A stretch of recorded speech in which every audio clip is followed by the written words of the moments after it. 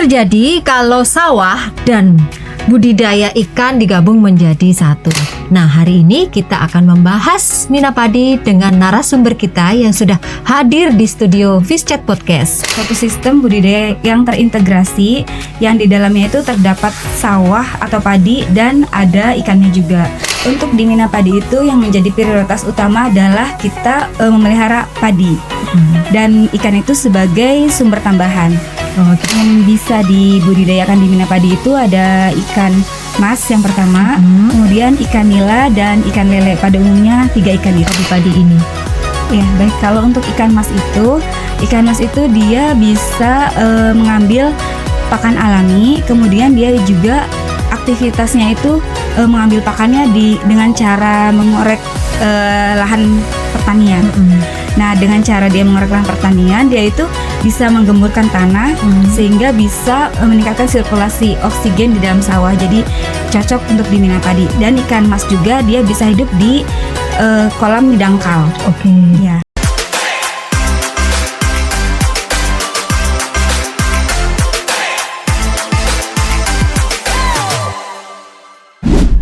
Assalamualaikum warahmatullahi wabarakatuh. Selamat pagi Sobat Fishchat.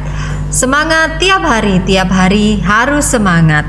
Kembali lagi bersama saya Riku Sumawardani di Fishchat Podcast BRPI Bisa Berkarya Inovatif, Semangat Aplikatif.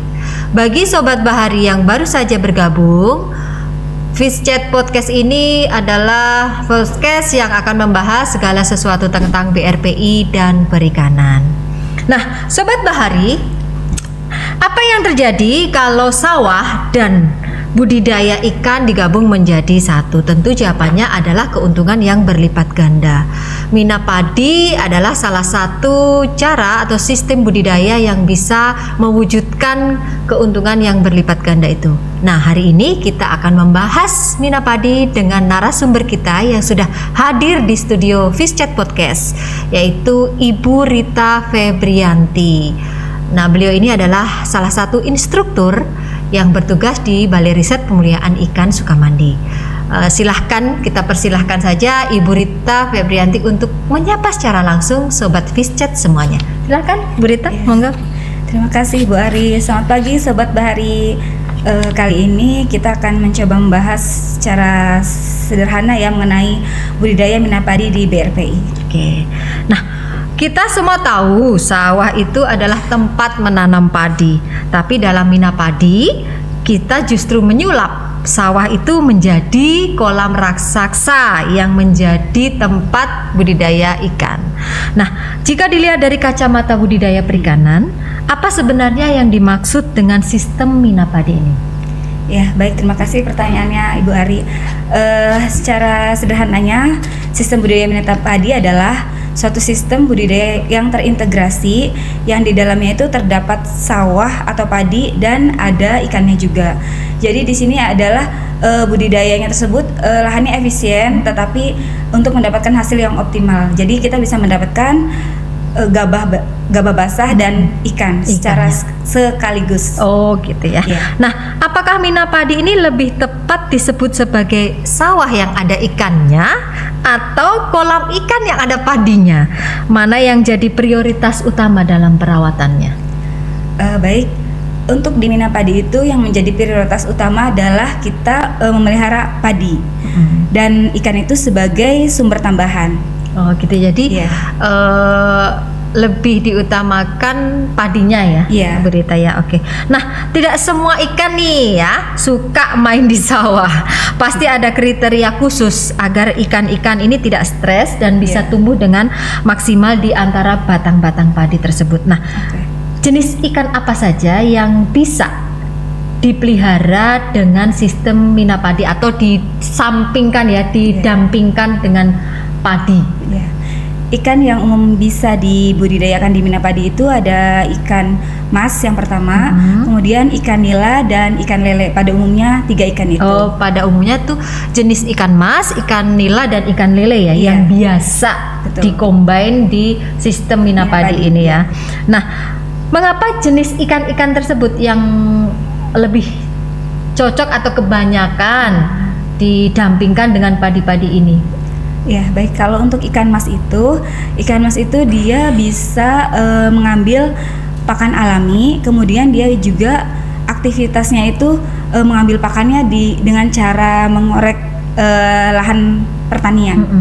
Nah, dengan cara dia mengorek lahan pertanian, dia itu bisa menggemburkan tanah sehingga bisa meningkatkan sirkulasi oksigen di dalam sawah. Jadi cocok untuk di Minapadi. Dan ikan mas juga dia bisa hidup di kolam dangkal.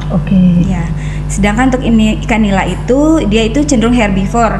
Kan di sawah itu kan ada gulma, ada serangga, ada juga plankton, fitoplankton dan zooplankton. Itu juga nila bisa hidup di Minapadi.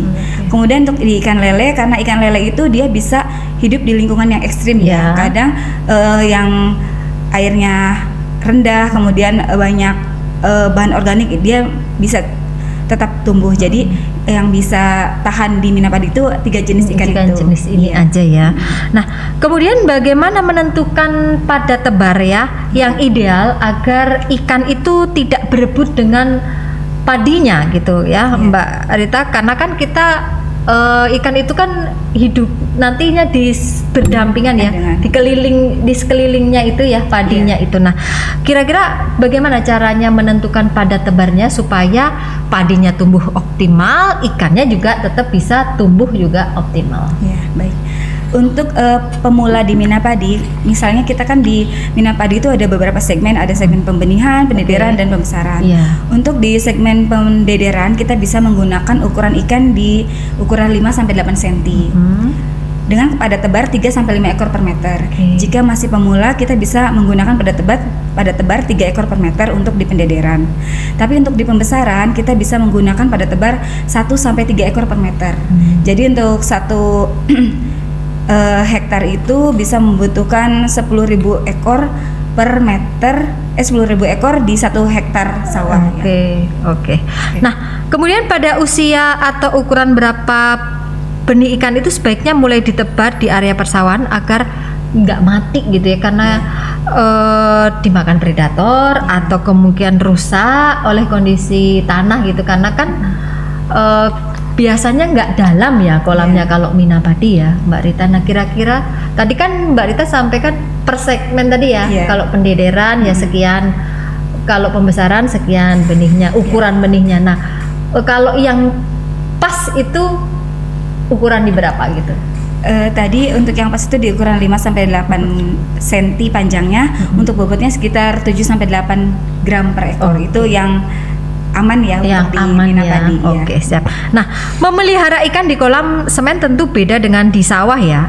Ekosistemnya kalau sawah pasti jauh lebih liar ya. Ada teknik khusus nggak? Yang saya dengar ini kan biasanya ada yang namanya caren gitu ya. Nah, atau parit perlindungan. Nah, seberapa penting pembuatan caren atau parit bagi ikan, dan bagaimana spesifikasi dari parit yang ideal agar ikan bisa tetap berlindung saat sawah sedang dikurangi airnya gitu? Baik, untuk konstruksi kolam di Minapadi itu sangat berpengaruh sekali ya untuk kelangsungan hidup padi maupun ikannya. Jadi ketika kita membuat Minapadi itu ada beberapa kategori ya, ada lahan untuk pelataran. Lahan untuk pelataran itu untuk digunakan untuk hidupnya padi. Nah, sedangkan caren itu adalah tempat ikan hidup, jadi lalu lalang ikan di Minapadi tersebut. Terus kemudian ada yang dinamakan kobakan. Kobakan itu adalah kolam dalam, jadi konstruksinya itu kobakan itu ada di paling depan. Jadi kobakan itu di posisi saluran inlet dan outlet. Kobakan itu dalamnya harus lebih dalam daripada caren. Jadi ketika ada masalah di padi, jadi air bisa disurutkan sampai ke caren. Nah, ikan akan berlindung di kobakan atau kolam dalam tersebut. Bunkernya ikan ya, kobakan itu bunkernya ikan kalau padinya bermasalah dan airnya harus disurutkan ya, Mbak Rita. Nah, bisa dijelaskan fungsi dari spesifikasi pembuatan caren? Mengapa itu penting gitu? Ya, karena caren itu adalah tempat ikan bisa berlindung, ikan bisa lalu lalang gitu ya. Iya, lulang ikan. Kemudian ikan juga bisa mendapatkan makanan di situ.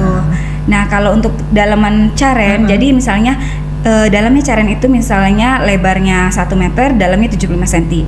Nah, kalau kobakan atau kolam dalam itu harus lebih dalam daripada 75 cm, biasanya 100 cm.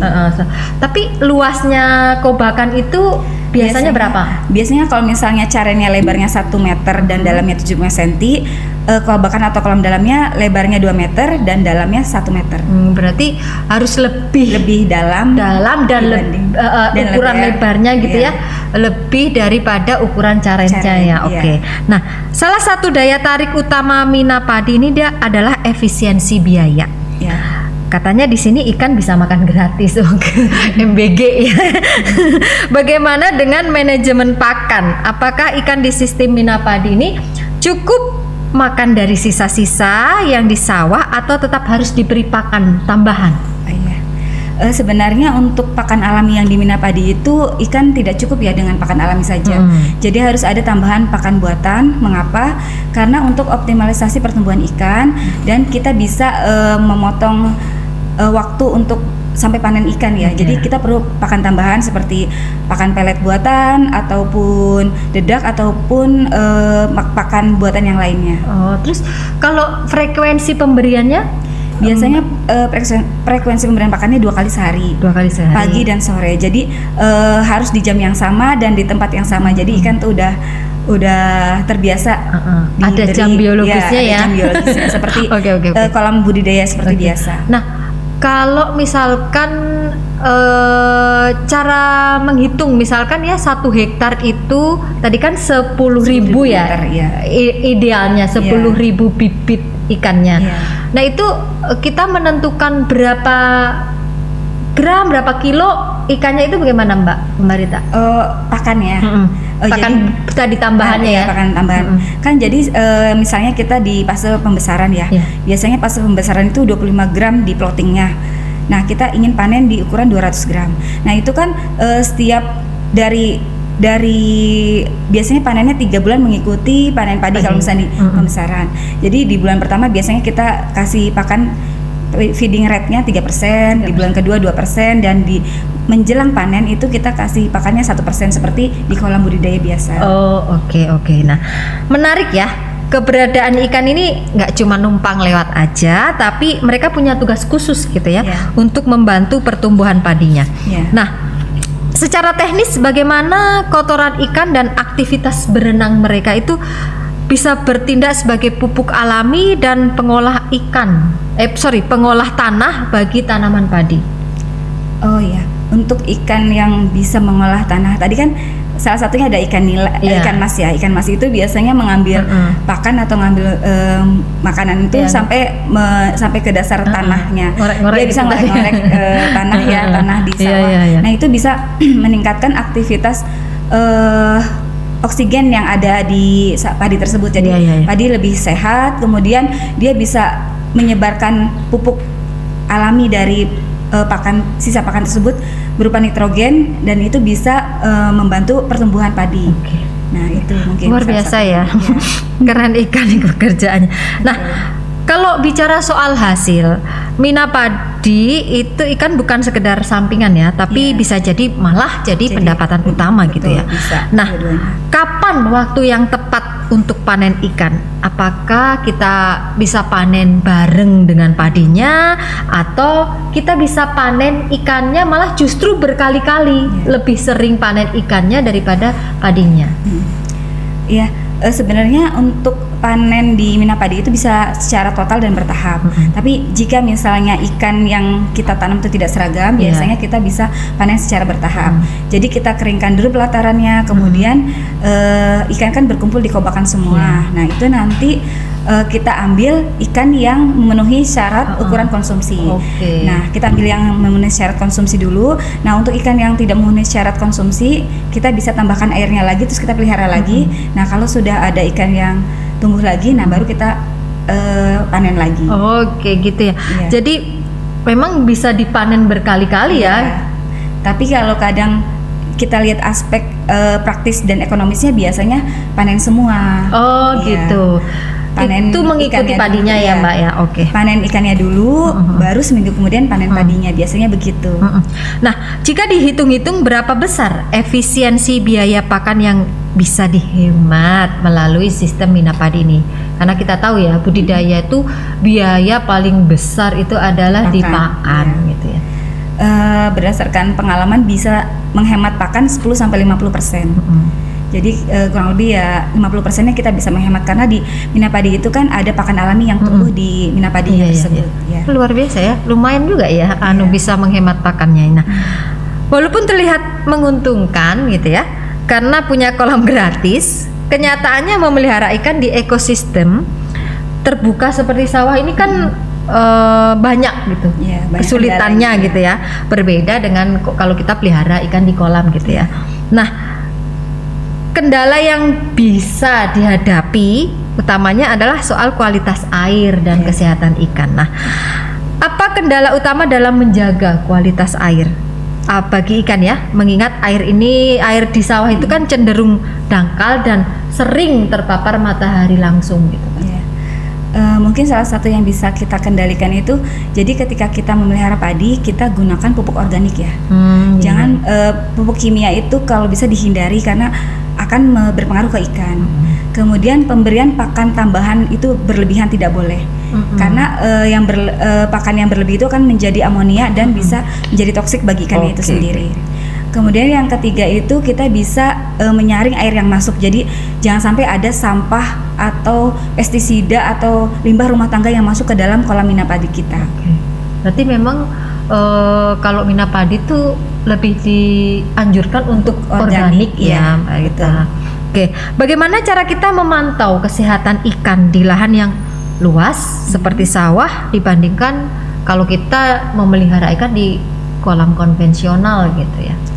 Ya secara secara awamnya kalau misalnya ikan yang tidak megap-megap berarti ikannya sehat ya. Dan airnya kalau misalnya tidak terlalu keruh banget itu berarti masih bagus ya. Nah salah satunya mungkin bisa kita lihat ininya kekeruhan airnya. Kalau misalnya udah keruh banget kita bisa mengurangi air yang bagian bawahnya, lalu baru kita isi air yang baru gitu. Oh gitu ya. Jadi jangan diambil air, jadi kita air semuanya. Lihat visual ya. Kok ini tandanya kalau udah kurang bagus gitu airnya bisa diganti ya. Dikurangi dulu ya. Jangan semuanya. Selain faktor alam, ada faktor manusia dan modal yang sering kali menjadi tembok penghalang nih ya bagi para pembudidaya. Nah, bagaimana dengan ketersediaan benih unggulnya? Kita kan tadi udah padinya organik, akan lebih bagus lagi kalau benihnya juga yang unggul gitu. Ya, benih unggul bisa kita peroleh dari benih yang sudah dirilis ya, seperti yang ada di Balai Riset Pemulihan Ikan ini ada ikan nila srikandi, kemudian ikan mas mustika dan ikan lele mutiara. Itu bisa kita gunakan sebagai ikannya. Terjamin ya mutunya. Terjamin. Soalnya gitu sudah melalui proses seleksi dan rilis juga ya. Komoditas unggulan BRPI. gitu ya. Oke, nah BRPI ya. Nah, sejauh mana nih tantangan dari dalam pemasaran hasil minapadi? Karena kan kita tahu ya, padi organik itu pricey gitu, lebih mahal dibandingkan padi yang dibudidayakan ya menggunakan bahan-bahan kimia gitu ya. Ini di pasaran bagaimana kalau soal pemasarannya ya Mbak Rita? Untuk yang organik memang kita harus masuk ke market-market tertentu ya, yang untuk misalnya orang yang sakit diabetes itu biasanya menggunakan yang organik-organik. Nah jadi kalau misalnya di kalangan masyarakat umum itu masih belum bisa masuk, jadi kita bisa masuknya ke kalangan rumah sakit, baik ikan maupun padinya. Iya. Karena kalau padinya organik, ya ikannya juga pasti organik juga lah ya, bukan maksudnya pakannya itu terjamin gitu, nggak campur dengan bahan kimia gitu ya. Jadi butuh customer dengan segmentasi khusus ya, gitu ya. Nah, walaupun tantangannya itu pasti ada ya, tapi potensi minapadi untuk ketahanan pangan nasional itu sangatlah besar. Nah, kita bicara soal harapan ya, supaya sistem minapadi ini bisa naik kelas gitu. Jika sistem ini nanti diterapkan secara masif di Indonesia ya, perubahan besar apa yang Mbak Rita harapkan pada tingkat kesejahteraan petani maupun pembudidaya ikannya? Ya mungkin dari harga jual padi dan ikannya, kalau misalnya padi organik kan seharusnya dia harga jualnya bisa lebih tinggi karena lebih sehat dan aman jika dikonsumsi. Nah untuk ikan ini agak sedikit kendala ya, kadang ikan itu harganya sama dengan ikan kolam budidaya biasa, pada umumnya ya. Padahal dari segi kualitas ikannya tuh beda karena kalau ikan minapadi itu dia lebih sehat dan lebih tidak susut bobotnya gitu karena dia lebih sehat ya, memakan pakan alami, kemudian dia jarang terkena paparan bahan kimia. Nah itu jadi biasanya ikan hasil panen dari minapadi itu dia untuk susut bobotnya itu lebih sedikit dibandingkan ikan yang hasil dari budidaya biasa. Gemukan ya, lebih program makan gratis tadi lebih sekel gitu karena lebih padat gitu ya. Lebih sering bolak-baliknya karena suka mengambil pakan alami juga. Oke, wow, keren.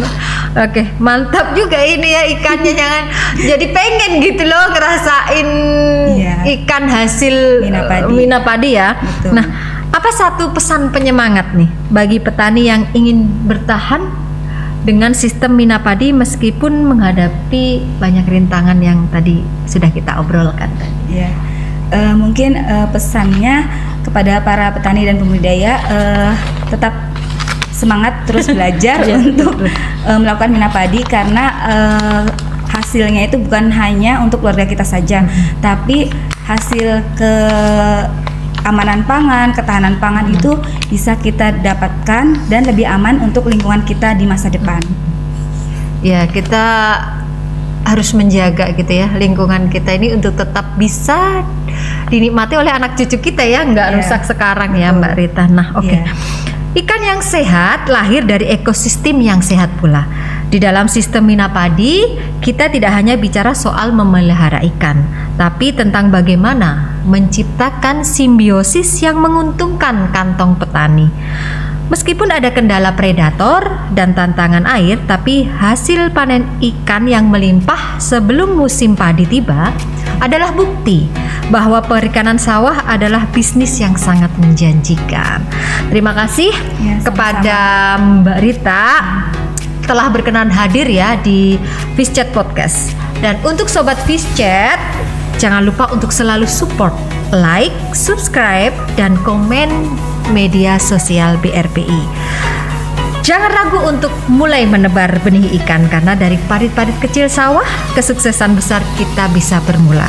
Saya Ari Kusumawardani, pamit undur diri, sampai jumpa di episode berikutnya. Wassalamualaikum warahmatullahi wabarakatuh. Bersama BRPI bisa berkarya inovatif, semangat aplikatif.